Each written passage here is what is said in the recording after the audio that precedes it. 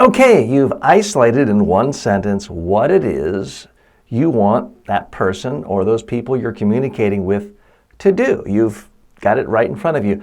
Now what I want you to do is to brainstorm on every possible message you have that might motivate them to do what you want to do. Now this could apply to a marriage proposal, solicitation for a financial investment in a startup, a request for a raise, for approval of a budget, or trying to get your child to clean his or her room. It could apply to anything. But the important part is you kind of step out of your set ideas and all the things you want, and you look at it through the lens of what's going to motivate the people I'm actually communicating with to do what I want them to do. Because what motivates them is different than what is motivating you. So you've got to look at it from the perspective of the people you're communicating with. My recommendation, brainstorm on every possible message. And sometimes it might be simple. If it's getting your kid to clean the room, the only motivation may be you can't leave the house, go play with your friends until you do it. Sometimes it may be that specific. But let's face it, most of the time in life when we're trying to communicate with customers, clients, colleagues, co-workers, bosses, government officials, others, we don't have that coercive relationship or that position of authority that we might with a small child or a little older child either. So we have to be more persuasive and speak in a more motivating way. So you've got to isolate every possible motivating message and idea that you could use to convince the person you're speaking with. But here's the thing. Here's the tricky part. Here's where people get hung up. You can't tell them everything. You can't overwhelm people with 189 ideas of why your vacation plans are better, or why your plans for this new branding logo is better than theirs.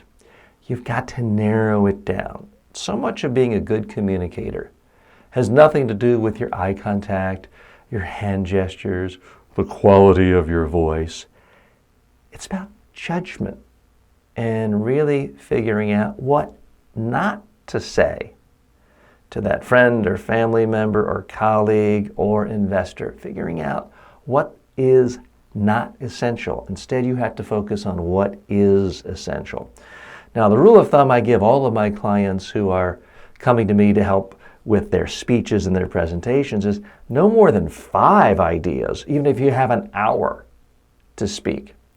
If you're talking to a colleague down the hall and you're trying to get one quick decision on one relatively small issue, you may want to focus on just one idea, whatever the most motivating message that there is, and then spend maybe just 2 minutes on that as you're walking down the hall. So there's a judgment call. You've got to really narrow it down. Many times it's just going to be one message. If you're talking to the news media and it's a full-fledged interview, 3 messages. A big speech, a presentation, no more than 5 messages. Are there times when you want to go into more detail? Sure. Let's say you're trying to talk to a spouse about a huge life decision of moving to another continent or the other side of the country and uprooting your life. That may be something that you talk about over a period of months. So maybe there are dozens, if not hundreds, of messages. You have to figure out, how much time do I have to communicate with this person? How can I make the most of it?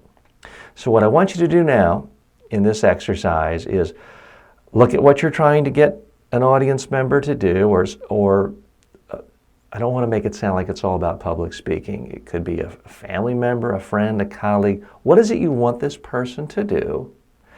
Now, brainstorm on every possible message that can make them want to do it, and for the purposes of this exercise, narrow it down to the top 3. Not 3 big themes with 7 subpoints, just 3 ideas. And I want you to write that down in the Q&A section so that you've got focus and I know what you're trying to do.